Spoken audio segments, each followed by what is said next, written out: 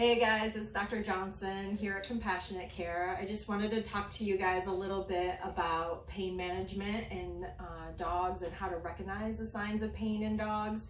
We are getting a little bit closer to the holiday season and the colder months and all of those sort of things, and that is typically when we see these things pop up.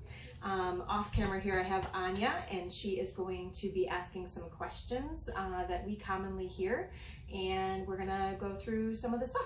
So, Anya? So, Dr. Johnson, we're going to start with, what is the difference between acute and chronic pain in dogs? So, acute pain is more of an injury that happens when they're out running around. Say a dog's jumping up and down and trying to catch a frisbee or chasing after a ball or a squirrel. A lot of times those dogs can hurt different parts of their legs, specifically tendons and ligaments and that sort of thing. A lot of times you'll notice that dog to pull up that leg pretty quick, get three-legged lame, not use the leg. Sometimes you'll notice heat and swelling. Sometimes we can see them cry out. Those are all going to be things for acute sort of pain. Chronic pain is more so of those dogs with chronic conditions, and those typically we'll see in older dogs, our senior citizens, our little sugar puppies with the gray muzzles. Those tend to have more issues with either arthritis in the spine, so a lot of times the hips and the knees, sometimes the elbows. Those are all going to be big places for them to have that chronic pain.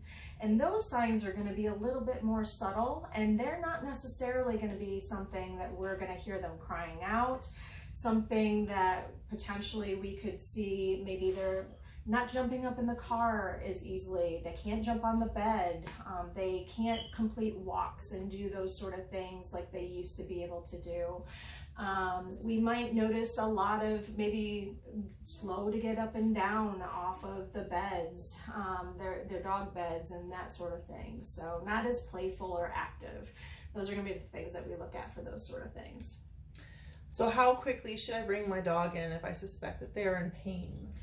Well, usually we would recommend coming in if you're seeing any of those signs in your pet, then we would like to have them come in as soon as you're starting to notice these things.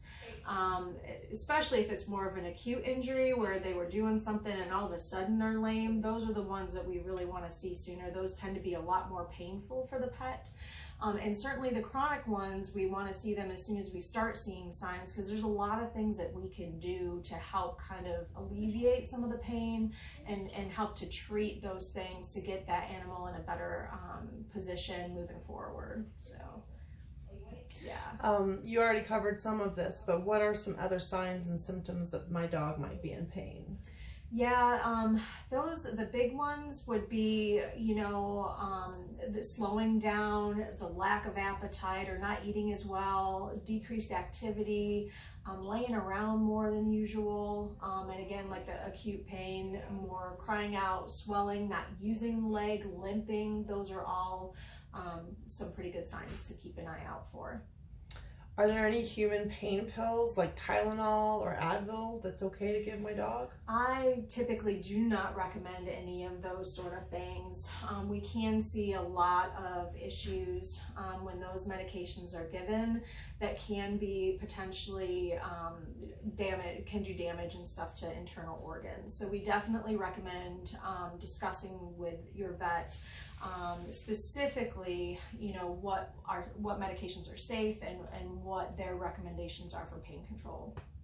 So what are some of the medications that we commonly see? So yes, we see what we'll use a lot of is a medication called gabapentin. We have a lot of non-steroidal medications that we use, and we also use some alternative therapies such as acupuncture, laser therapy, physical therapy. There's a lot of different things depending on the dog or the cat, as well as what they would tolerate and what we feel would be beneficial depending on where they're hurting. So, yeah. Can a veterinarian help me manage my dog's chronic pain? Absolutely. And I think, like I said before, like the sooner we see these guys, the better. And then we can really tailor a good plan of action moving forward. That's going to be the best way to go. And, you know, if you have concern about your pet and you're worried about them being in pain, or you're starting to see some of these signs, certainly give us a call, and then we can get them in here and get them evaluated and get them started on some appropriate treatment. So